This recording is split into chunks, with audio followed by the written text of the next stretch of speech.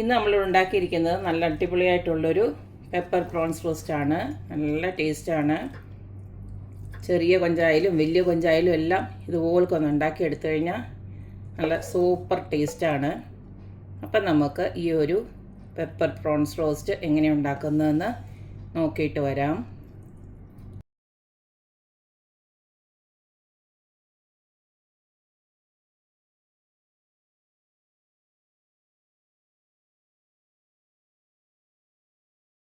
വേഗത്തിൽ ഉണ്ടാക്കാൻ പറ്റുന്ന പെപ്പർ പ്രോൺസിന് വേണ്ടിയിട്ട് 1 കിലോ പ്രോൺസ് ഇതുപോലൊക്കെ കഴുകി വൃത്തിയാക്കി നടുവത്തെ നരമ്പൊക്കെ മാറ്റി എല്ലാം വൃത്തിയാക്കി എടുത്ത് വെച്ചിട്ടുണ്ട്.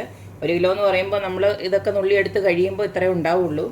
ഇപ്പം നമുക്ക് നോക്കിക്കഴിഞ്ഞാൽ ഒരു പകുതിയെ കാണത്തുള്ളൂ, 500 ഗ്രാമേ കാണുകയുള്ളൂ. ഇനി ഇതിലേക്ക് ഞാനൊരു 3 സവാള, വലിയ സവാളയാണ് അരിഞ്ഞ് വെച്ചിരിക്കുന്നത്. അതുപോലെ തന്നെ ഇഞ്ചി വെളുത്തുള്ളി അതൊന്ന് ചതച്ച് വെച്ചിട്ടുണ്ട്. ചെറിയ കഷ്ണം ഒരു ഇഞ്ചിയും ഒരു 5-6 വെളുത്തുള്ളിയാണ് കൂടുതൽ എടുത്തിരിക്കുന്നത്. 4-5 അല്ലി വെളുത്തുള്ളിയുടെ ചതച്ചെടുത്ത് വെച്ചിട്ടുണ്ട്. പിന്നെ കുറച്ച് കറിവേപ്പിലയുണ്ട്. പിന്നെ ഒരു വലിയ ടൊമാറ്റോയുടെ അരിഞ്ഞ് വെച്ചിട്ടുണ്ട്. ഇനി നമുക്കിത് ഉണ്ടാക്കാൻ തുടങ്ങാം. പെപ്പർ പ്രോൺസ് ഉണ്ടാക്കാനായിട്ട് ഇതുപോലൊരു പാൻ അടുപ്പിലോട്ട് വെച്ചു. ഇതിലേക്ക് ഞാൻ കുറച്ച് വെളിച്ചെണ്ണയാണ് ഒഴിച്ചു കൊടുക്കുന്നത്. വെളിച്ചെണ്ണയോ അല്ലെ വേറെ ഏതെങ്കിലും നിങ്ങളുടെ ഇഷ്ടമുള്ള എണ്ണ ഒഴിച്ചു കൊടുത്തോളൂ. സൺഫ്ലവർ ഓയിൽ ആയാലും കുഴപ്പമൊന്നുമില്ല. എണ്ണ ഒന്ന് ചൂടായി വരുമ്പോൾ നമുക്ക് ആദ്യം തന്നെ ഇഞ്ചി വെളുത്തുള്ളിയുടെ അങ്ങോട്ടിട്ട് കൊടുക്കാം.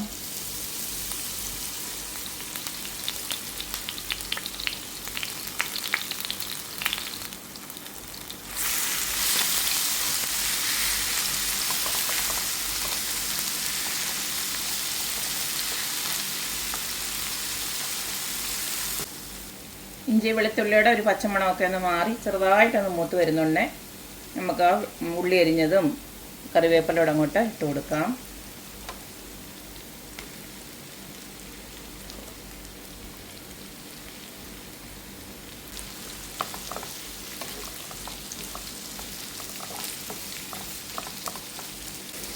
ഇനി നമുക്കിതിലേക്ക് ആവശ്യമായിട്ടുള്ള ഉപ്പിട്ട് കൊടുക്കാം. ഞാനിപ്പോൾ ഒരു 3/4 ടീസ്പൂണോളം ഇട്ട് കൊടുക്കുന്നുണ്ട്.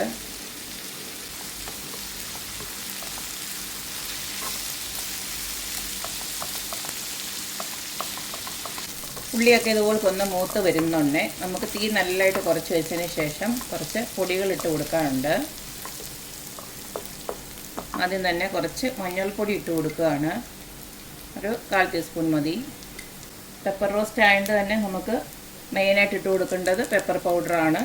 അത് നിങ്ങളുടെ എരിവ് അനുസരിച്ചിട്ട് ഞാനിപ്പോൾ ഒരു 3 ടീസ്പൂൺ ഇട്ട് കൊടുക്കുന്നുണ്ട്.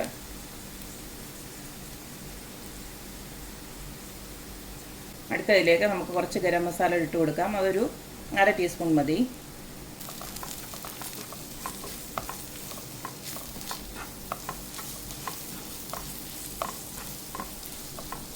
ഇനി നമുക്കിതിലേക്ക് വൃത്തിയാക്കി വെച്ചിരിക്കുന്ന പ്രോൺസ് ഉണ്ടല്ലോ അതങ്ങോട്ട് ഇട്ട് കൊടുക്കുകയാണ്.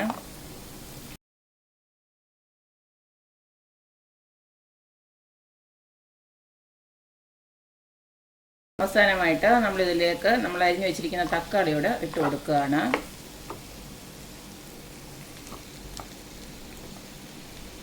എല്ലാം കൂടെ ചേർത്ത് ഇളക്കിയതിന് ശേഷം നമുക്കിതൊന്ന് അടച്ച് വെച്ചിട്ട് വേവിക്കാം. ഇതിനകത്ത് ഞാൻ എക്സ്ട്രാ വെള്ളമൊന്നും ഒഴിച്ചു കൊടുക്കുന്നില്ല. നമ്മുടെ പ്രോൺസിനൊന്നും അധികം വേവൊന്നുമില്ല. അപ്പോൾ ഇതിനകത്തുനിന്ന് ഇറങ്ങുന്ന വെള്ളം കൊണ്ട് തന്നെ ഇത് വെന്ത് കിട്ടും. പിന്നെ ഡ്രൈ റോസ്റ്റ് അല്ലാതെ ഈ പറഞ്ഞ പോലെ കുറച്ച് ചാറായിട്ട് വേണ്ടവർക്ക് മാത്രം ഇതിൽ നിന്ന് ഇറങ്ങുന്ന വെള്ളം അനുസരിച്ചിട്ട് പിന്നീട് ഇച്ചിരി ചൂടുള്ള വെള്ളം ഒന്ന് ഒഴിച്ചു കൊടുത്ത് വെച്ചാൽ മതി. അതായത് നമുക്കതൊന്ന് അടച്ചു വെക്കാം. നമ്മുടെ ഈ പ്രോൺസ് അടച്ച് വെച്ച് വേവിക്കാൻ വെച്ചിട്ട് ഒരു 10 മിനിറ്റോളം ആയിട്ടുണ്ട്. കണ്ടില്ലേ, ഇതിനകത്തുനിന്ന് തന്നെ വെള്ളം ഇറങ്ങി. സത്യം പറഞ്ഞാൽ ഇപ്പം ഈ പ്രോൺസ് വെന്തിട്ടുണ്ട്. ഇങ്ങനെ കഴിക്കേണ്ടവർക്ക് നമുക്ക് സ്റ്റൗ ഓഫ് ചെയ്യാം. ഞാൻ ഇത്തിരി കൂടെ ഒന്ന് വറ്റിച്ചെടുക്കുകയാണ്. അങ്ങനെ വറ്റിച്ചെടുക്കേണ്ടവർക്ക് തീ നല്ല കൂട്ടിയിട്ടിട്ട് ഇനി അടച്ചു വെക്കേണ്ട കാര്യമില്ല. നല്ല കൂട്ടി അങ്ങോട്ട് ഇട്ടിട്ട് വറ്റിച്ചങ്ങ് എടുത്ത് വെച്ചാൽ മതി. ഒരു 5 മിനിറ്റ് കൂടെ ഒക്കെ ഇളക്കുമ്പോഴത്തേക്ക് ഇതൊന്ന് വറ്റി കിട്ടും. ബാക്കി നമ്മളിട്ട് കൊടുത്തിരിക്കുന്ന പൊടികളെല്ലാം കറക്റ്റാണ്. ഇനി ഒന്നും വേണ്ട, ഇത് നല്ലതായിട്ടൊന്ന് വറ്റിച്ചെടുത്ത് വെച്ചാൽ മതി. വെള്ളമെല്ലാം മാക്സിമം വറ്റിച്ചെടുത്ത് ഇതുപോലൊക്കെ എടുത്തിട്ടുണ്ട്. നല്ല അടിപൊളി ടേസ്റ്റാണ് കേട്ടോ. അപ്പോൾ നമ്മുടെ പെപ്പർ പ്രോൺസ് റോസ്റ്റ് ഇവിടെ റെഡി ആയിട്ടുണ്ട്. ഞാൻ നേരത്തെ പറഞ്ഞ പോലെ തന്നെ ഇത്രയും നിങ്ങൾക്ക് ഡ്രൈ ആക്കണ്ടെങ്കിൽ നേരത്തെ പറഞ്ഞ ഒരു സമയത്ത് സ്റ്റൗ ഓഫ് ചെയ്ത് വെച്ചാൽ മതി. ഇങ്ങനെ കഴിക്കാനും നല്ല അടിപൊളി ടേസ്റ്റാണ്. എന്തായാലും ഇത്രയേ ഉള്ളൂ. നമ്മുടെ അടിപൊളിയായിട്ടുള്ള പ്രോൺസ് റോസ്റ്റ് ഇവിടെ റെഡി ആയിട്ടുണ്ട്. നമ്മൾ വേറെ പ്രത്യേകിച്ച് മസാലപ്പൊടികളൊന്നും ഇട്ട് കൊടുത്തിട്ടില്ല.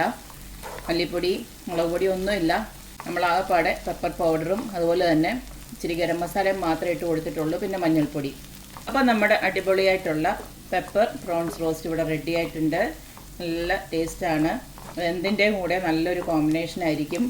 നമുക്ക് ചൂട് പൊറോട്ടയോ ചപ്പാത്തിയോ ഇനിയും അപ്പത്തിൻ്റെ കൂടെ ആണെങ്കിൽ പോലും ഇതൊക്കെ കഴിക്കാൻ നല്ല ഒരു അടിപൊളി ഒരു ടേസ്റ്റ് ആയിരിക്കും. പിന്നെ എസ്പെഷ്യലി ചോറിൻ്റെ കൂടെ പിന്നെ പറയുകയും വേണ്ട. എന്തായാലും ഇതെല്ലാവരും ഒന്ന് ട്രൈ ചെയ്ത് നോക്കുക, അഭിപ്രായങ്ങൾ അറിയിക്കുക. അപ്പോൾ എപ്പോഴും പറയുന്ന പോലെ തന്നെ എൻ്റെ റെസിപ്പീസ് ഇഷ്ടമുള്ള എല്ലാവരും please like, share and subscribe. അപ്പോൾ ഇനി ഒരു അടിപൊളി വീഡിയോ ആയിട്ട് വരുന്നവരേക്കും ബൈ.